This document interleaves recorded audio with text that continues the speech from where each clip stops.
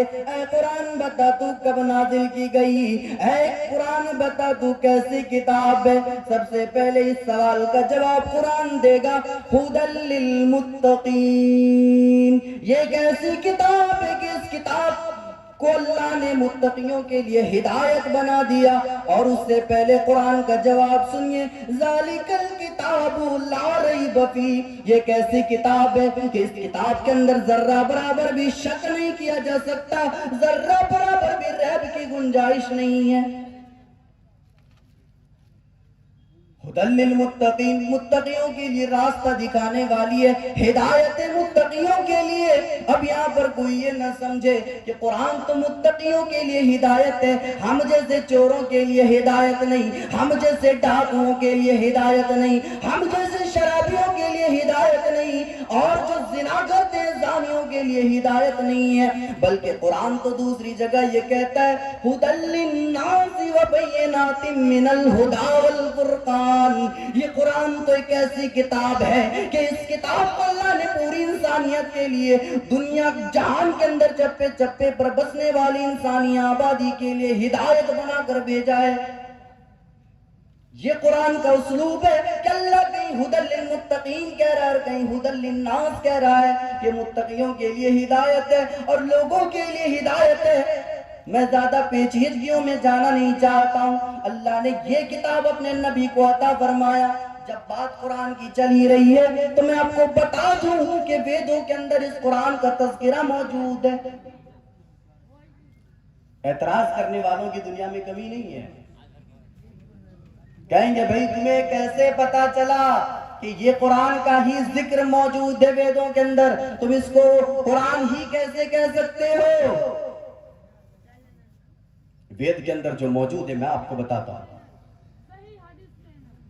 जिसका कुरान से ज्यादा लगाव है वो इस कॉन्सेप्ट को समझ पाएगा। सुनिएगा, प्रतित्यं चारं धर्म गोपीताय प्रहुयते मरुद्रिगनागह्य चत्र विपरार्थमिदेव करिष्यामि कलिशियम्। ये महोरजसो विदुर्वीय देवा स्वग्रह मरुद्रिगनागह्य ये अकम्मानचरना दृप्ता सोजसो मरुद्रिगनागह्य। ये मरुद्रिगनागह्य वेदों के अंदर 31 बार आया है। 31 बार वेदों के अंदर बयान किया गया है।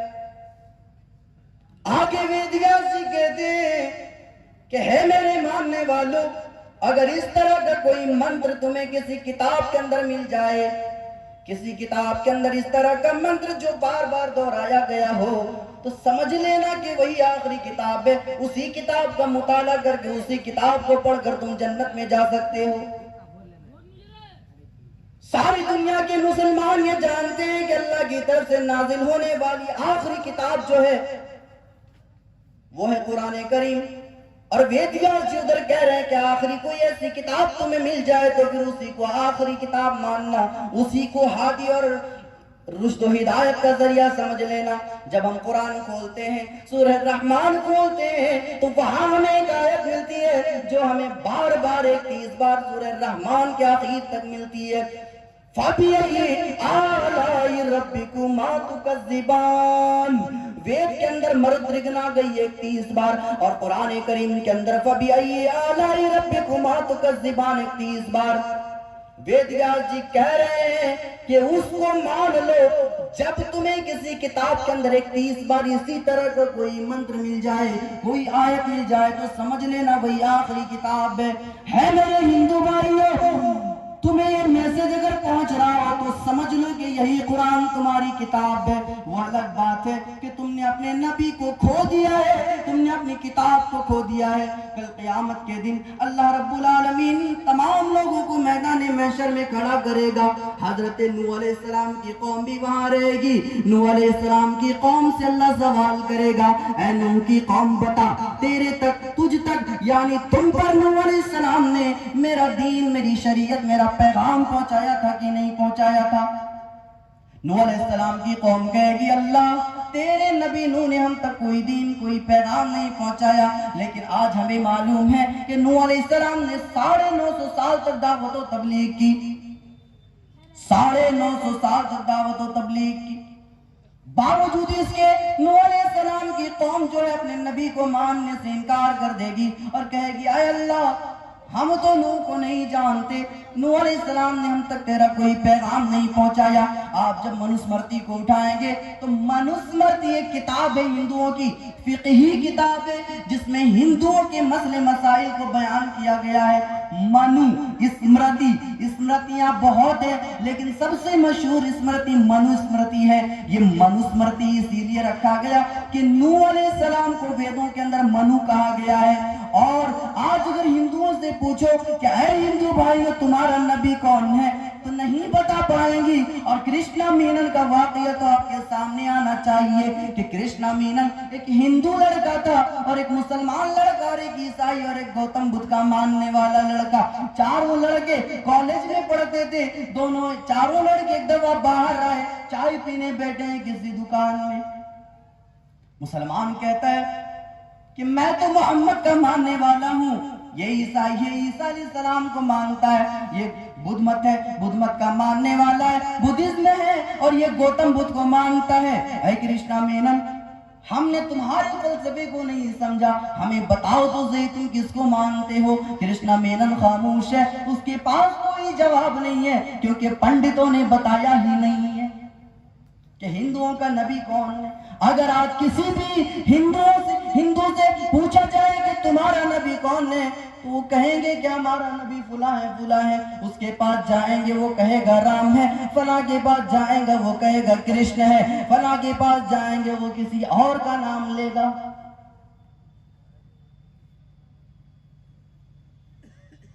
मोहम्मदुर रसूलुल्लाह सल्लल्लाहु अलैहि वसल्लम को मुसलमान मानता है, उधर नूह अलैहिस्सलाम की कौम नूह अलैहिस्सलाम को मानने से इनकार कर रही है। और आज अगर हिंदुओं से पूछो कि तुम्हारे नबी ने तुम तक तुम्हारा नबी कौन है, तो ये नहीं बता पाएंगे। इसलिए नहीं बता पाएंगे कि इन्हें मालूम ही नहीं कि इनका नबी कौन है। मैं बताता हूँ तुम्हारा नबी कौन है।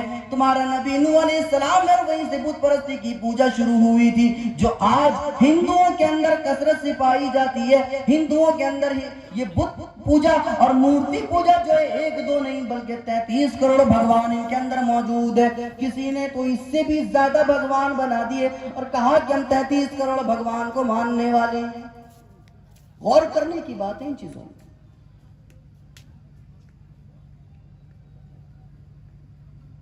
मुसलमानों, तुम्हारा नबी जो आया ये तुम्हारे लिए बहुत बड़ी दौलत है। यहां जितने भी लोग बैठे हैं, हर बंदा बड़ा खुशकिस्मत है। क्यों? वो मोहम्मद रसूलुल्लाह का उम्मती है।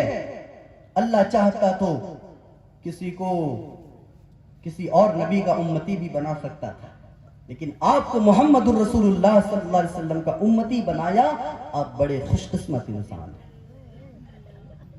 यहां नूह अलैहिस्सलाम दावत और तबलीग 950 साल तक किए, कौम क़यामत के दिन मानने से इनकार कर रही है, और आज हिंदू लोग मानने से इनकार कर देंगे। बहरकैफ कुरान करीम के बारे में मैं बता रहा था कि कुरान करीम के बारे में वेद व्यास जी ने कहा कि वही आखिरी किताब है, उसको मान लेना, वही तुम्हारी किताब है और वही तुम्हारे लिए जन्नत जाने का एक रास्ता है। बात कुरान करीम की चल रही है, एक और चीज देख लेते हैं। एतराज कर सकते हैं लोग कि भाई तुम कैसे बता सकते हो कि वो कुरान का ही जिक्र कर रहे हैं वेद व्यास जी। सुने, वेदों के अंदर और एक चीज लिखा हुआ है, संकल्पि शुद्धम श्लोके शरदा शराशताधिकम सर्वशास्त्रम शूरति मनोहरम।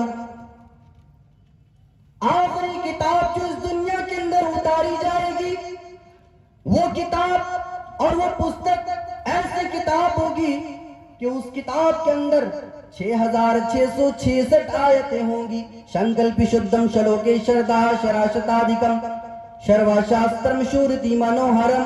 उस किताब के अंदर 6666 आयतें होंगी। जब हम कुरान के बारे में तहकीक करते हैं, जायजा लेते हैं और गिनते हैं कुरान की आयतों को, तो कुरान में भी 6666 आयतें मौजूद हैं। अब आए कोई मैदान में इस चीज को झुटलाने के लिए कि नहीं भाई उसमें कुरान का जिक्र नहीं। और एक दलील देता हूं मैं वेदों से, एक और दलील याद रखिएगा।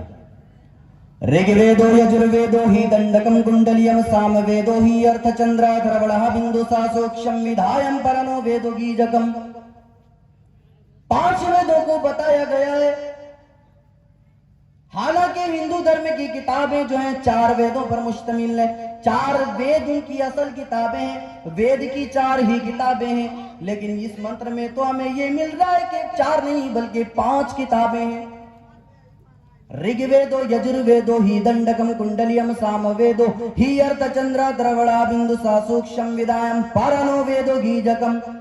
एक ऋग्वेद, यजुर्वेद, अथर्ववेद, सामवेद, ये 4 वेदों को जिक्र करने के बाद आगे कहा गया पारानो वेदो गीजकम। 5वां जो वेद है वो पारानो वेद है। पारानो वेद है। और पारानो का माना हुआ बार बार किसी चीज को रिपीट करना, दोहराना। अगर कोई इंसान यहां से वहां तक दौड़ के जाता है, वहां से फिर यहां आता है, फिर यहां से वहां, फिर वहां से यहां, इस तरह बार बार वो करता है तो उसको पारानो कहेंगे। और पारानो वेद, वेद का माना हुआ इल्म, ज्ञान, नॉलेज। वेद का माना हुआ इल्म, परनो का माना हुआ बार बार, यानी ऐसा इल्म जिसको बार बार पढ़ा जाता हो, जिसकी तिलावत बार बार की जाती हो। हम देखते हैं कि यहाँ पर 5वां जो वेद बताया गया है वो परनो वेद को बताया गया है, यानी ऐसी किताब जिसको बार बार तिलावत की जाती हो, जिसको बार बार पढ़ा जाता हो। और जब हम कुरान करीम के बारे में मुताला करेंगे, जानेंगे, तो हमें पता चलेगा कि कुरान करीम एक ऐसी किताब है जिसको बार बार पढ़ा जाता है, बार बार जिसकी तिलावत की जाती है। आज इस इलाके में प्रोग्राम में जलसा हो रहा है, कोई ऐसा बंदा तो जरूर यहाँ पर आया है जो 1-2 दफा तो कुरान का पढ़ा ही होगा, जो 1-2 दफा तो कुरान को पढ़ा ही होगा। किसी ने एक सूरा याद की होगी, किसी ने 1-2 सफा पढ़ा होगा, किसी ने 1-2 रुकू पढ़ा होगा। बहरकैफ कोई ना कोई बंदा तो ऐसा है ही जिसने कुरान को पढ़ के इस इजलास में शरीक हुआ है। मेरे प्यारे साथियों, इस तरह की बहुत सारे प्रोग्राम हिंदुओं में भी होते हैं। बहुत सारे उनके लोग आते हैं पूजा करने के लिए और आते हैं इबादत करने के लिए, लेकिन किसी एक से खड़ा करके पूछ दो कि आज तुमने वेद पढ़ा कि नहीं पढ़ा, आज तुमने मंत्र पढ़ा कि नहीं पढ़ा, कह देंगे हमने तो कोई मंत्र नहीं पढ़ा है, हमें कोई मंत्र आता ही नहीं है। आए भी कैसे जब तुम्हारे पंडितों ने तुम्हें सिखाया भी नहीं है। इनका कायदा और कानून यह है कि वेद को सिर्फ ब्राह्मण छू सकता है, वैश्य, क्षत्रिय और शूद्र नहीं छू सकता। कुरान के बारे में तो ऐसा कोई कैद नहीं है। कुरान ने तो सिर्फ ये कह दिया कि इसे पाक लोग छुए, गंदे और नापाक लोग ना छुए। अगर कोई हिंदू पाक हो जाता है तो वो भी कुरान को छू सकता है और कुरान का मुताला कर सकता है, कुरान को पढ़ सकता है। कोई अगर ईसाई पाक हो जाता है तो वो भी कुरान का मुताला कर सकता है, कुरान के बारे में जान सकता है, समझ सकता है। लेकिन कुरान करीम के अलावा जितनी भी किताबें हैं उन पर तरह तरह के कुयूद लगे हुए हैं, उनके ऊपर तरह तरह के लॉक लगे हुए हैं। अगर कोई आज की बात नहीं, बहुत सालों पहले की बात है, कोई वेद को छू लेता था उसके हाथ काट दिए जाते थे। और मनुस्मृति के अंदर तो आज भी ये बात लिखा हुआ है कि कोई वेद को अगर सुन ले, क्या वेद को अगर कोई सुन ले तो उसके कान में पिघलता हुआ शीशा डाल दिया जाए, पिघला हुआ शीशा उसके कान में डाल दिया जाए। ये अज़ाबात उनकी किताबों के अंदर मौजूद है। लेकिन अगर हमारी किताबों को मुताला किया